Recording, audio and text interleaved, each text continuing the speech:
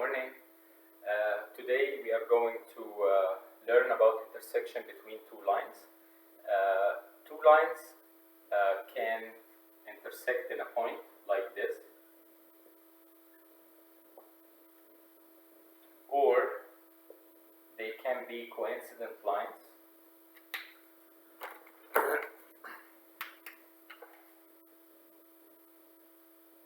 Same line. In here, they have a point of intersection, so they intersect in a point. Here, they are coincident, so they are actually same line. And this is case 1, this is case 2. Case 3 is parallel lines. They never intersect, so no solution, no intersection.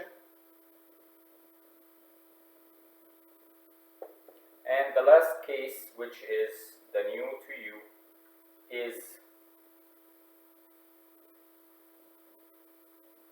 skew lines. Those are never intersecting nor parallel. Those are two lines in different planes, like this. They are, well, I cannot say they are parallel, and there is no point of intersection.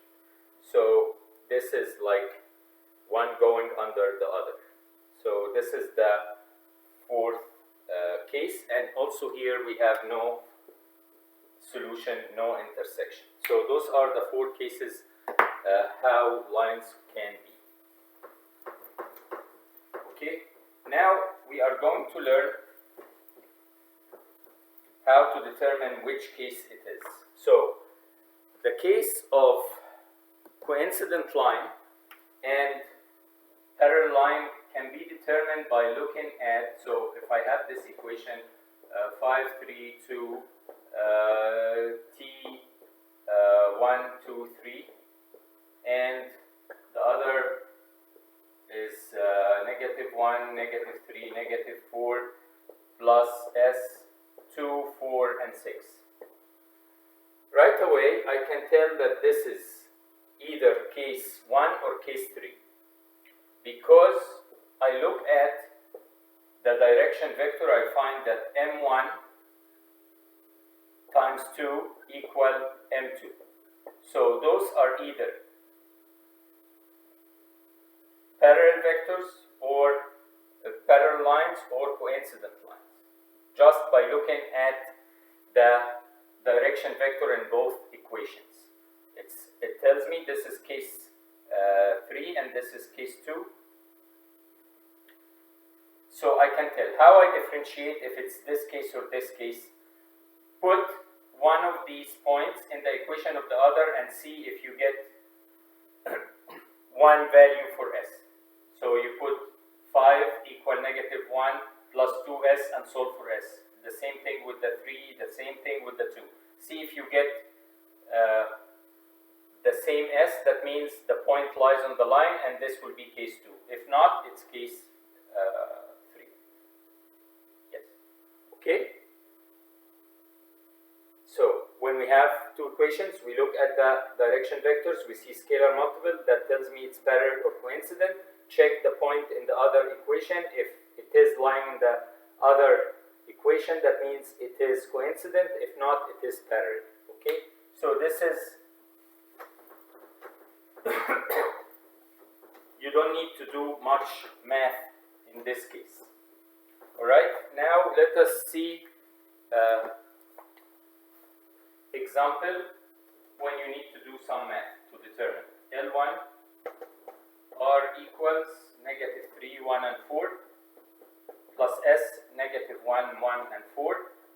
L2 it is r equal 1, 4, and 6 plus t -6, -1, and 6.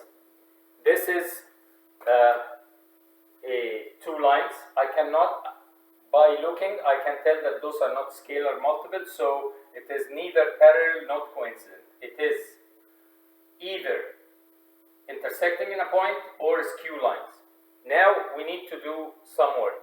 We need to find the point of intersection, if any, or we need to find if they are skew lines that passing underneath each other. I told you yesterday that when we solve for variables for point x, y, and z, it is better to use parametric. It is sometimes mandatory to use parametric equation because it reduces the number of variables into 2 instead of 3. If I use a point, I have to find x of the point, y of the point, z of the point. That means I have 3 missing things, 3 unknowns. But if I use parametric, I will have everything in terms of s and t, so I need only 2 equations to solve. So I will write the parametric equation of both lines. So x in here equal negative 3 minus s, y equal 1 plus s, z equal 4 plus 4s. And from the other equation, I will write x equal 1 minus 6t, y equal 4 minus t, z equal 6 plus 6t. Okay, this is the 2 parametric equation.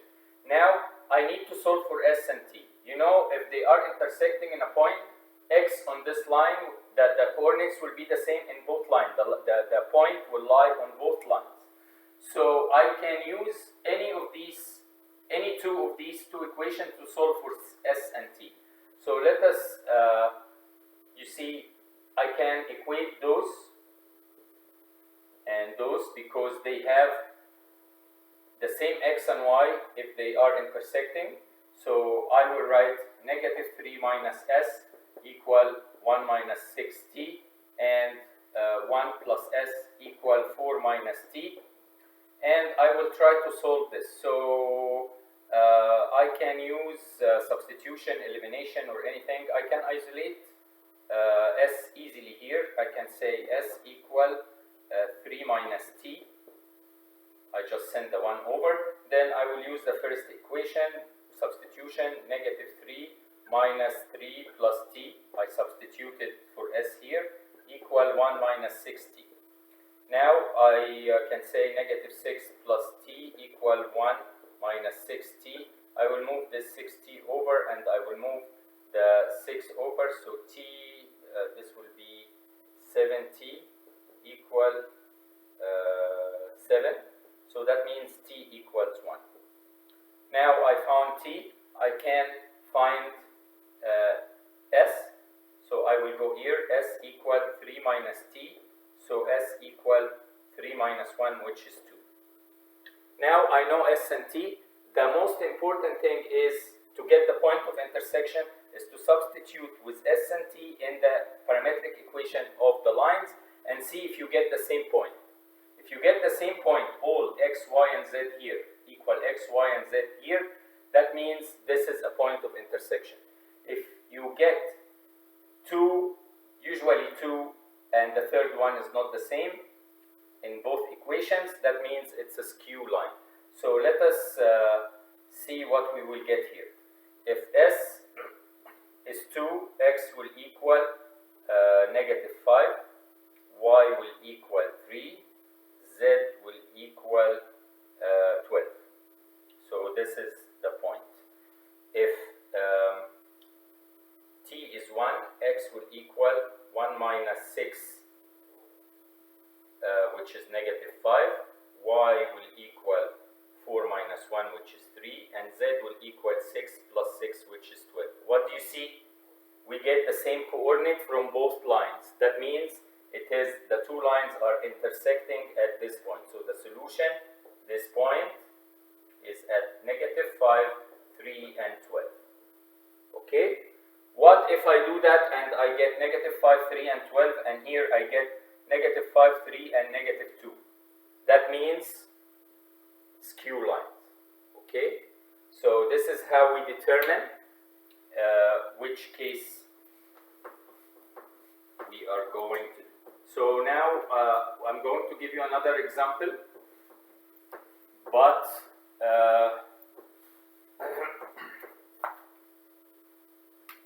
you got the idea. So we have 2 lines, L1 are equal, they give it to us parametrically already, so that's easier. So L1, x equal negative 1 plus s, y equal 3 plus 4s, and z equal 6 plus 5s. And L2, x equal 4 minus t, y equal 17 plus 2t, and z equal 30 minus 5t.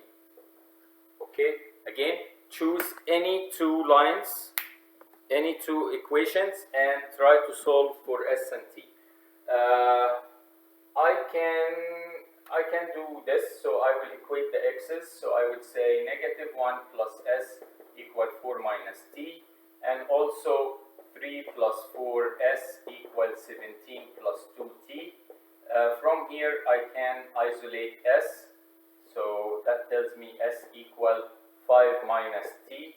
I will substitute in the other equation, so it will be 3 plus 20 minus 4t equal 17 plus 2t. I took the s and put that, and I multiplied by 4. So this is 2t. So I will have here 6t, and I will have here 6. So t equals 1. Very nice, easy number. If t is 1, s will be 4. Now it is very important to substitute in both equations. So in the first equation, we're going to have x equal negative 1 plus 4, which is 3. Y equals 3 plus 16, which is 19. Z equal 6 plus 20, which is 26. So that's what we get from the first line. Let's see if we get the same on the second line. So x equal 4 minus 1, which is 3.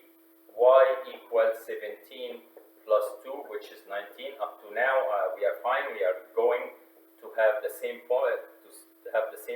Or what? Well, big surprise. Okay. You see what happened? The z's are not the same.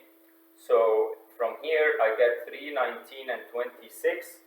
And from here I get 3, 19, and 25. Not the same point. That means the lines are skew lines. One passing under the other. There is a gap between the two. There is a gap between the two lines. You see? And it happened that the gap is in the z coordinate. So the 2 points have the same x and y, but z is different. There is one higher than the other. So that means these two lines never intersect, and the two lines are not parallel as well, because the direction vectors are not scalar multiple.